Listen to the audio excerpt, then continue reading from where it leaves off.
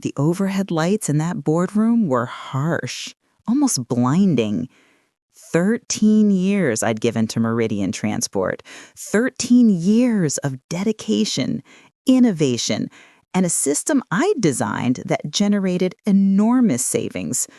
That afternoon, though, my world turned upside down.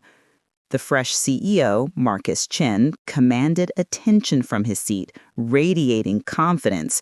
Next to him sat his kid, Tyler, wearing this infuriating expression like he already owned the place. Across from me, Patricia, my boss, stared at the table. Finally, Marcus broke the silence. We're overhauling operations to align with contemporary standards.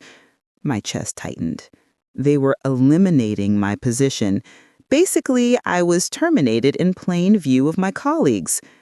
Tyler shifted forward with this arrogant smirk, then name-dropped his buddy from school, Derek, who'd apparently be stepping into my shoes. Anger and shame flooded through me, but I kept my expression blank. Patricia slid termination documents across the polished wood, her eyes attempting sympathy. As I stood to leave, Tyler glanced my way like I'd already ceased to exist. But honestly, I'd anticipated this moment. I suspected for weeks. And that logistics optimization platform I just completed, they assumed ownership, but reality was about to hit them hard. 18 days before that crushing meeting, a notification appeared on my screen that shouldn't have existed. Past midnight, just when I was powering down, initially seemed like a mistake. Then I actually read the contents. Tyler's messages, Patricia's responses. They were trashing my contributions, labeling my methods primitive, ridiculing my so-called rigid thinking. I could practically hear their laughter through the screen. The thread concluded with, "Let's refresh the department with contemporary talent and speed." Heat flooded my face. I scrolled upward, absorbing insult after insult. One particular message stated, "Once she finalizes the new platform, we'll transition to Derek. Her approach is too conventional." So my removal was orchestrated before I'd even submitted my final deliverable. Every instinct screamed to confront them immediately, but wisdom prevailed. Instead, I methodically backed up everything from my private repository. I embedded invisible authentication markers throughout every module, undetectable visually, but irrefutable legally. They had zero awareness I'd secured my intellectual property. My phone vibrated.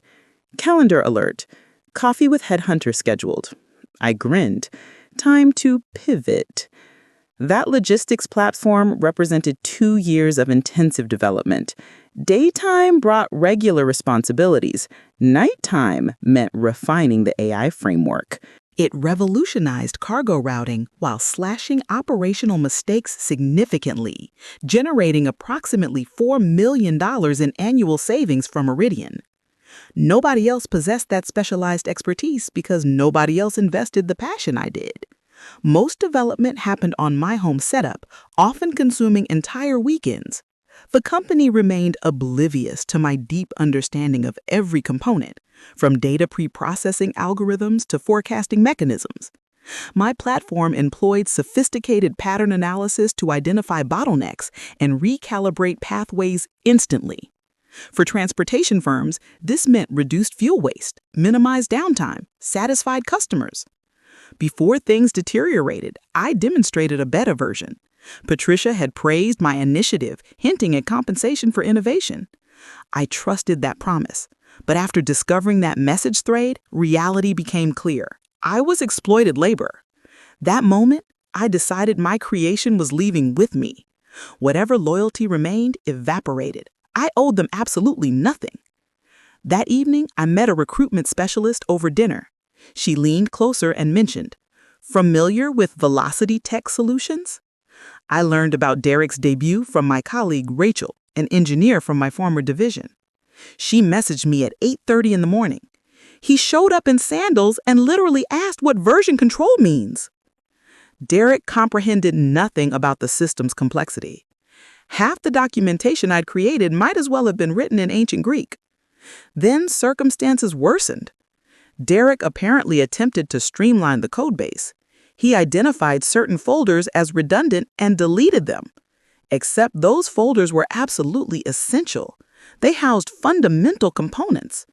Instantly, major portions of the routing infrastructure disappeared. By noon, the cargo monitoring interface displayed error notifications everywhere.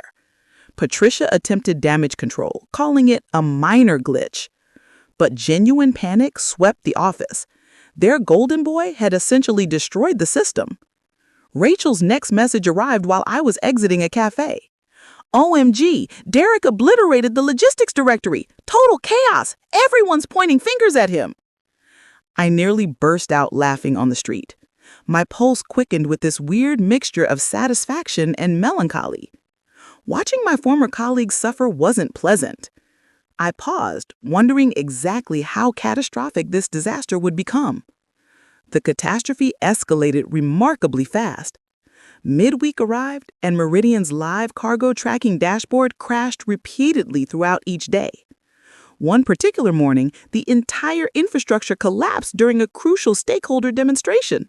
Their West Coast partner, one of Meridian's most valuable accounts, watched incredulously as pricing fluctuated from 0 to 3 times normal rates in real time.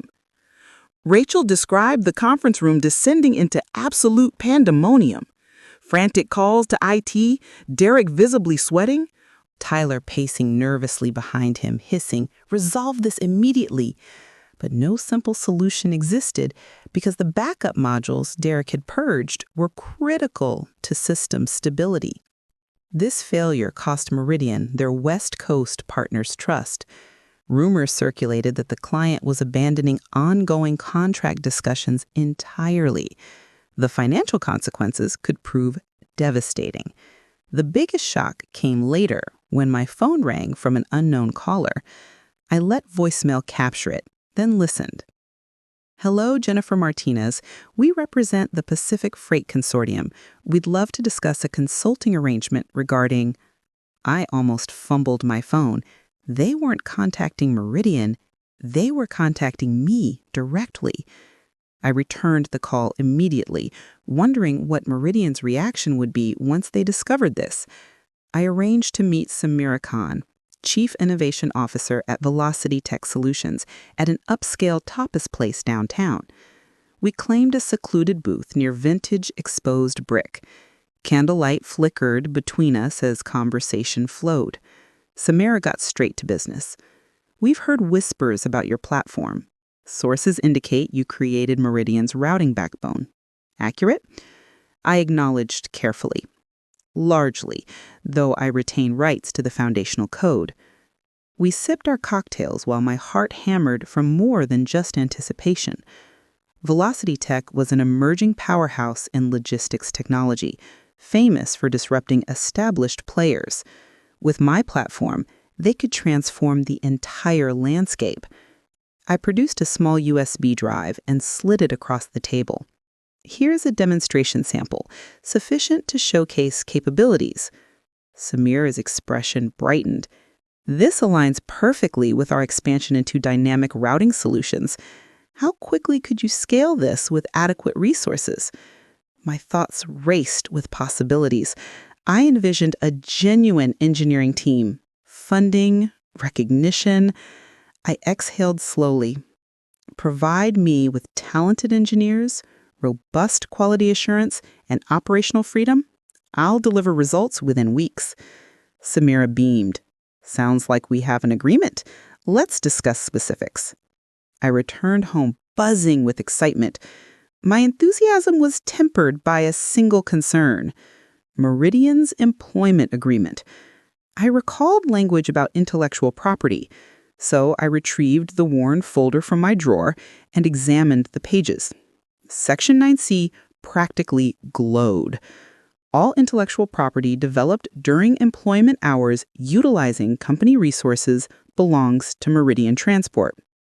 Those words stung. Anxiety churned in my stomach. Did they have legitimate claims? I investigated thoroughly, checking timestamps, reviewing contract details, verifying correspondence. Every significant advancement in my platform occurred at home, using personal equipment. My commit history confirmed I was working past 6 p.m., frequently near midnight. The IP addresses consistently originated from my residence.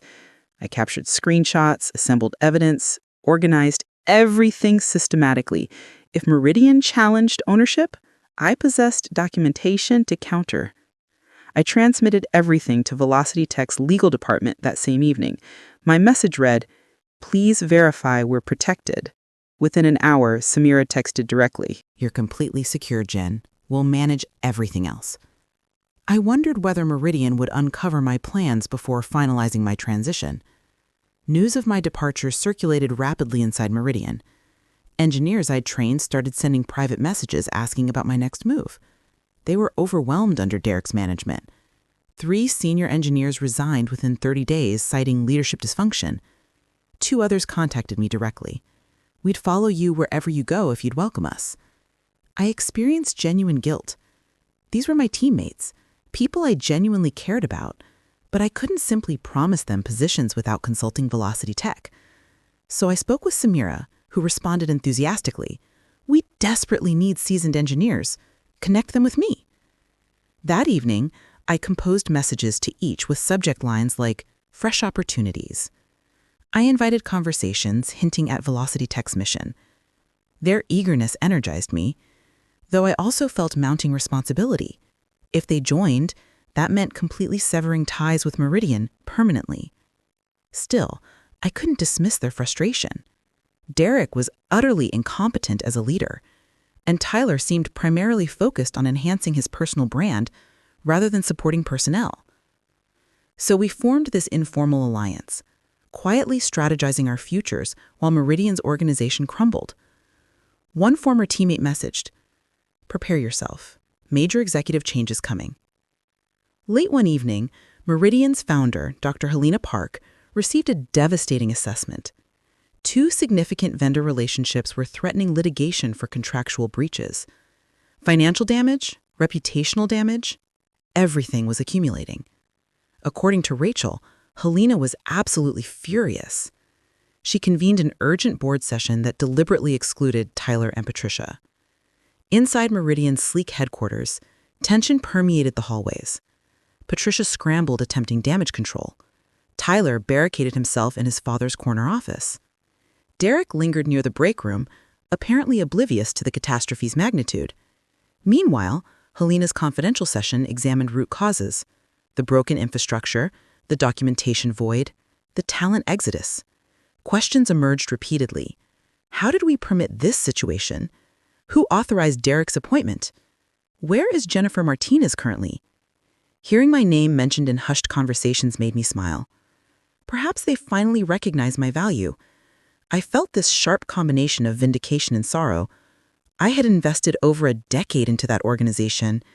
Now they were experiencing consequences of nepotism and petty politics. That evening, I posted a subtle LinkedIn update. Documentation equals empowerment. Within moments, I noticed Helena had viewed my profile.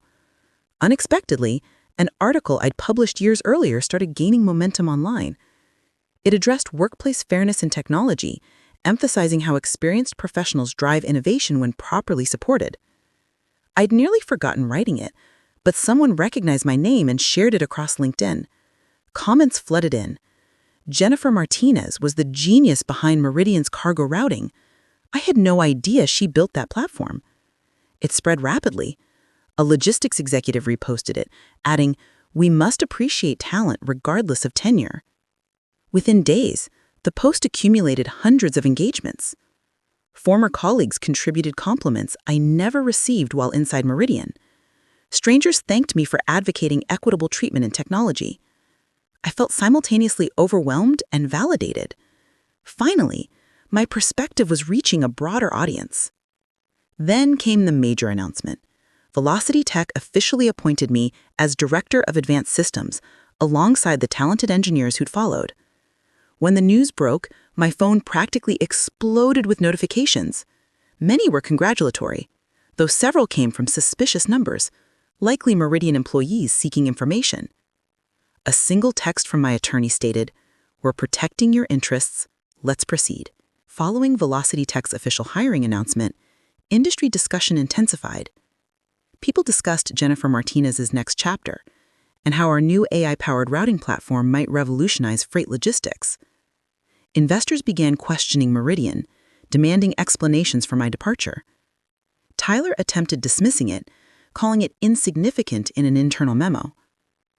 I laughed when Rachel forwarded that memo. Insignificant? Because from my perspective, Velocity Tech was suddenly negotiating with multiple Meridian clients seeking superior solutions. We arranged demonstrations for these prospective partners, revealing advanced capabilities my previous code never had opportunity to fully realize at Meridian.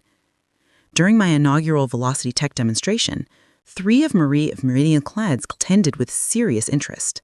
They observed real-time analytics, intuitive dashboards, and integrated regulatory compliance. I watched their reactions and knew we'd just opened the floodgates. Once Meridian's customers recognized how restricted the old platform was, there'd be no returning. After the session, Samira shook my hand firmly. "We're about to revolutionize this industry. Ready for what's next?" I nodded, adrenaline coursing. Meridian panicked. They issued a statement claiming they were modernizing their technology under fresh leadership, assuring clients that enhancements were forthcoming. But internally, Derek and his team were collapsing. Without adequate documentation or guidance, every improvement attempt generated additional failures. Word leaked that entire code sections had become orphaned because Derek had destroyed them. Engineers inside Meridian were resigning faster than HR could recruit replacements, reporting exhaustion and inadequate support. An anonymous industry forum post stated, "The infrastructure is essentially destroyed. Leadership is completely lost." Meanwhile, Velocity Tech's phones rang constantly. More organizations requested demonstrations. We managed meeting after meeting, preparing to expand. Occasionally, I caught myself feeling regret about Meridian's rapid decline, but then I remembered that message thread calling me obsolete, Tyler's smirk, and the devastating wound they left after terminating me publicly. I uploaded my original technical documentation, completely timestamped and credited, to a secure repository accessible to select IP attorneys. My message was unmistakable. I owned this work and could prove it conclusively. We decided to officially rebrand my code under Velocity Tech. After brainstorming sessions, the name Streamwave emerged. It felt contemporary, dynamic, and perfectly captured the real-time essence of our tool. The team created a polished preview video demonstrating Streamwave analyzing routes, reducing idle time, and improving efficiency by substantial margins. When we released the preview, the logistics industry practically held its breath. I received messages from former classmates, distant connections, even journalists asking how we'd built something so powerful so rapidly. I simply smiled. The secret was years of my work, combined with a talented team who finally had proper support. Meridian's response, a desperate attempt to minimize it. They published some hastily assembled press statement claiming their own platform would remain competitive. But privately, my sources indicated Tyler was livid. He demanded a comprehensive legal investigation into Streamwave, apparently convinced I'd stolen his property. Then one afternoon, a cease and desist notice arrived at my new office. It alleged Streamwave was a direct duplicate of Meridian's code. I couldn't suppress laughter reading it. Samira entered waving the letter. "Their opening move," she said calmly. "Now we respond." We'd anticipated Meridian's legal offensive, so Velocity Tech's attorneys were prepared. They countered with a 31-page document detailing every piece of evidence: commit logs, timestamps, personal equipment usage, independent IP auditors who verified I owned the code. It was ironclad. We even included testimonies from 3 former Meridian engineers, all confirming I'd performed this work during personal time. Tyler and Patricia had no comprehension of my preparation level. Their notice appeared amateurish by comparison. Days later, Rachel called, reporting Patricia was losing composure. She's screaming in the corridor, saying you orchestrated this deliberately. I almost pitied her. But the decisive evidence came when Rachel shared email exchanges showing Derek had insisted I code after hours to minimize expenses. That correspondence alone proved Meridian demanded I use personal resources. Their entire argument that I built Streamwave on company time collapsed. I closed my laptop feeling liberated. Then my phone chimed with Rachel's text. I have documentation ready for deposition if needed. Dr. Helena Park, Meridian's founder, was finished tolerating nonsense. She assembled a board meeting that deliberately excluded Tyler and Patricia again. The agenda, crisis mitigation. Board members reviewed the legal debacle and financial projections of lost clients. One veteran board member even remarked, Jennifer Martinez was the most valuable asset we ever discarded. Whispers of leadership restructuring transformed into formal discussions. Helena advocated for an internal audit of all nepotism appointments. Another board member struck the table, demanding accountability for the procedural breakdown that allowed Derek to manage a critical team without qualifications. Meanwhile, Tyler attempted forcing entry to the meeting, only to be informed it was board exclusive. I imagined his expression reddening with frustration as security removed him from the corridor. Good riddance. Inside that room, the board began formulating an exit strategy. Rumors suggested they wanted Tyler removed from his position and Patricia reassigned to a less prominent role. The plan remained confidential, but inevitably, information leaked. I received a tip from a former colleague. They're about to restructure completely. I messaged Samira at Velocity Tech quickly. Meridian's leadership is unstable. Time for our next phase. A week passed. Then I received an email from Meridian's HR with the subject, Potential Leadership Opportunity. I almost deleted it, but curiosity prevailed. The attached document was a recruitment proposal. They wanted me returning as a senior executive, chief technology officer specifically. Their proposition, return to Meridian, repair the platform, and receive recognition for your expertise. I burst out laughing. They had publicly humiliated me, transferred my responsibilities to an incompetent friend of the CEO's son, and now they were pleading for rescue? The audacity! Instead of responding directly, I forwarded it to my attorney, letting her manage it. She issued a formal response. Ms. Martinez is willing to discuss licensing her independently created code to Meridian.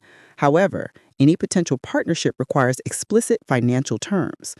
We included an enormous figure, $7.8 million upfront plus continuing royalties. It was intentionally steep. I imagined their reaction. They'd have to acknowledge needing me. They'd have to compensate me for my work. No more exploitation, no more disrespect. Part of me felt almost generous, but I remember how they discarded me. My phone buzzed with an unrecognized number. "We need to discuss this urgently," a trembling voice said. It was Patricia.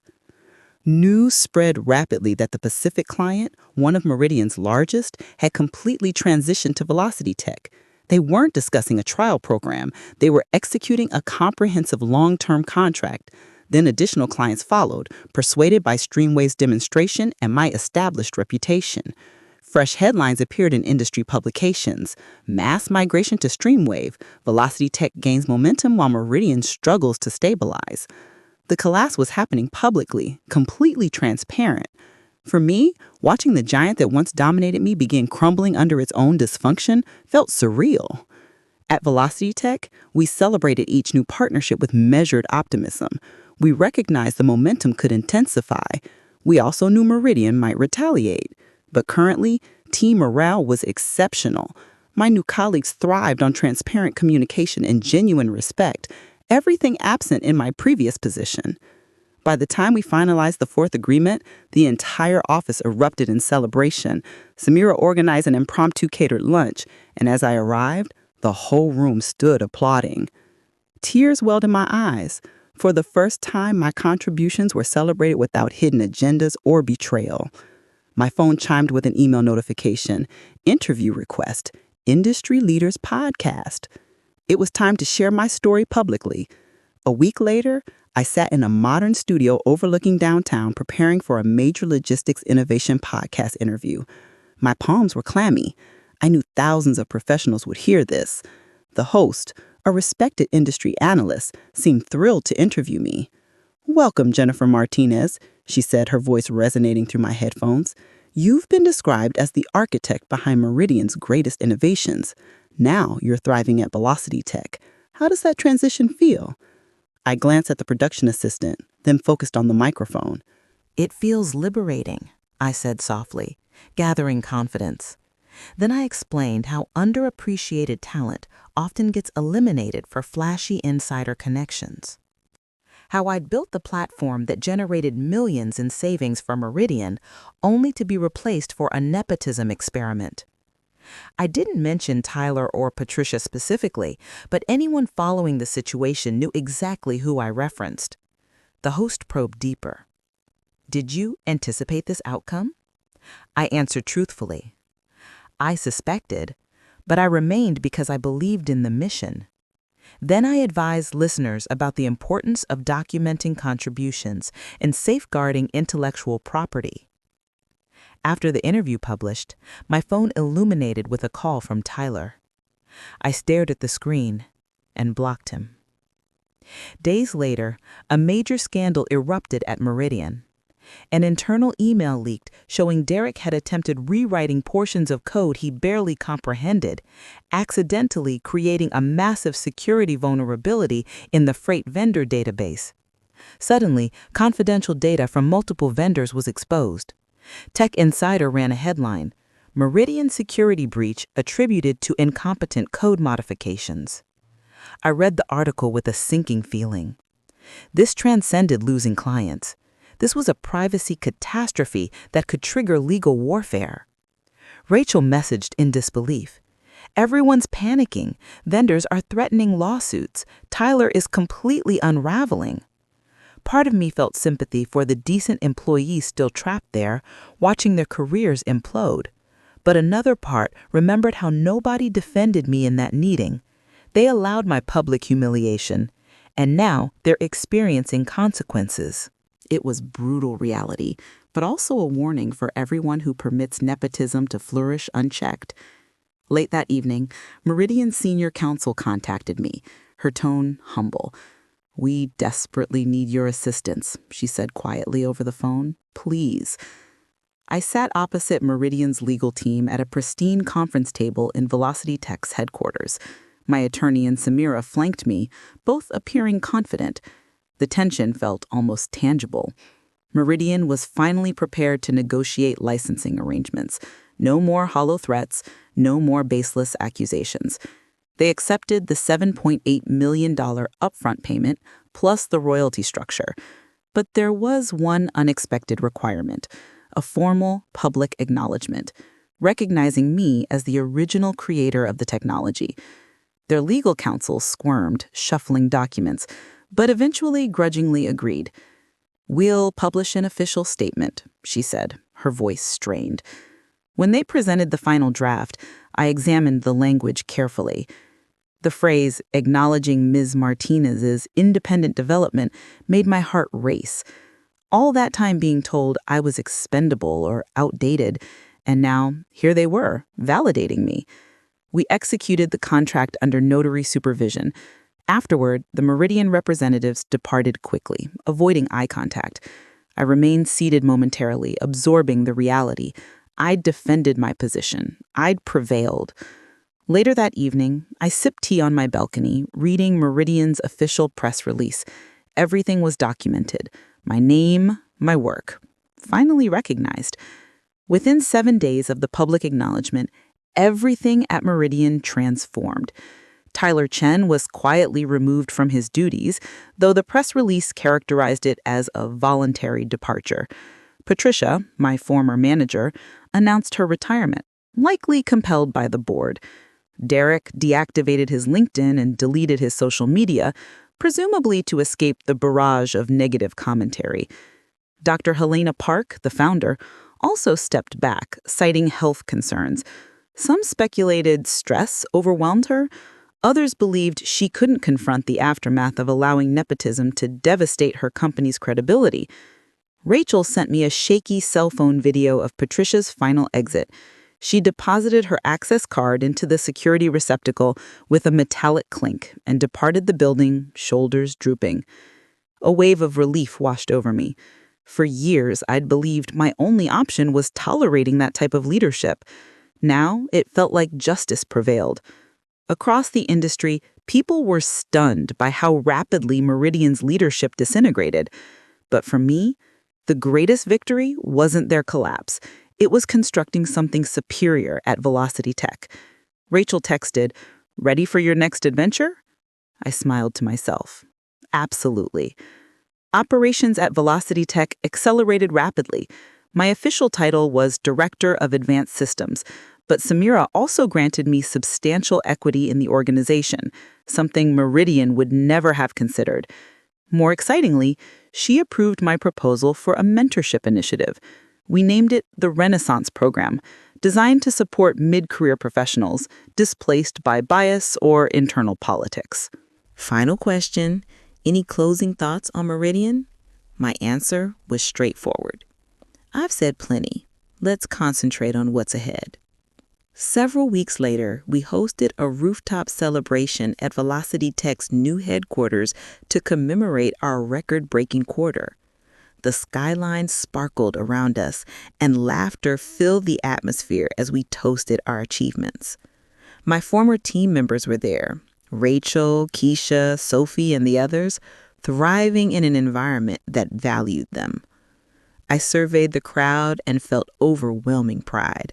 We had constructed this together, and nobody could diminish it. The music pulsed, the conversation buzzed with energy, and for the first time in years, I felt complete peace. Tyler and Patricia, long removed from my life. Meridian, surviving in the shadow of their own mistakes. Would they recover? Perhaps, but that wasn't my concern anymore. I raised my glass, catching Rachel's eye across the rooftop. She lifted hers in response. We didn't require words to share our appreciation for how far we journeyed. This wasn't simply payback or